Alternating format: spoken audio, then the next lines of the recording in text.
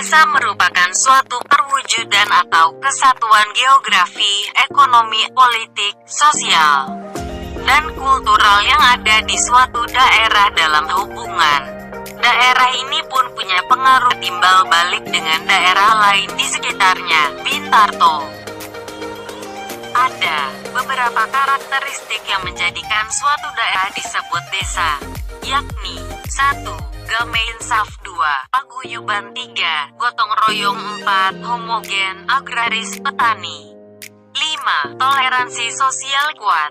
6. Proses sosial lambat. 7.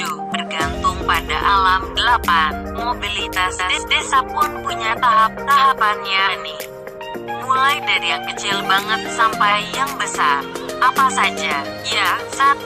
Desa tradisional. Tipe desa terpencil pada masyarakat suku terasing dan seluruh kehidupannya masih sangat bergantung pada alam. 2. Desa swadaya, penduduk jarang, masih terikat adat istiadat, tingkat pendidikan rendah.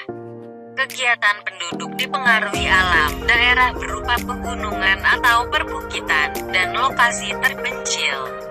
3. Desa swakarya, desa yang tingkat perkembangannya sudah lebih maju.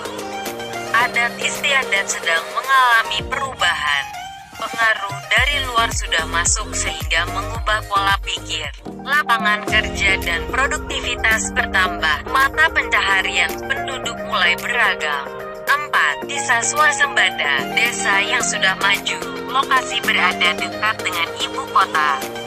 Alat-alat teknis yang digunakan jauh lebih modern, adat istiadat sudah tidak mengikat. Tingkat pendidikan dan keterampilan sudah lebih tinggi, mata pencaharian beragam. Tingkat kesadaran kesehatan. Ada 2 fungsi desa, yakni sebagai pendukung kota, sumber pangan, bahan mentah, tenaga kerja, pusat industri, dan lainnya, dan pemerintahan terendah, menjalankan kebijakan yang digariskan pemerintahan di atas. Kota adalah sistem jaringan kehidupan manusia dengan kepadatan penduduk tinggi, struktur sosial ekonomi heterogen, dan corak kehidupan yang materialistik.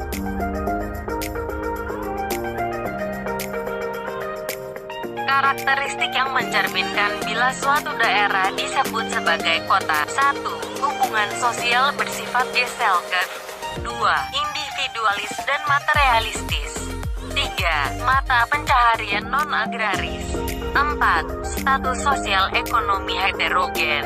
5. Toleransi lemah. 6. Pandangan hidup rasional dan berpikiran maju. 7. Kepadatan penduduk tinggi. 8. Terdapat kesenjangan sosial.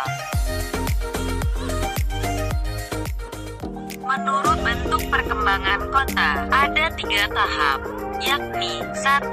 Perkembangan horizontal. Perkembangan ini mengarah keluar. Artinya daerah bertambah sedangkan kuantitas lahan yang terbangun jumlahnya tetap. 2. Perkembangan vertikal. Perkembangan ini mengarah ke atas.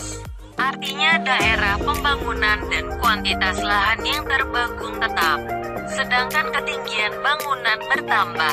3. Perkembangan interstisial. Perkembangan ini ke dalam. Artinya daerah dan ketinggian bangunan rata-rata sama, tapi kuantitas lahan yang terbangun bertambah. Ada beberapa fungsi kota, di antaranya sebagai pusat industri, pusat perdagangan, pusat rekreasi dan kesehatan, pusat kebudayaan, serta pusat pemerintahan.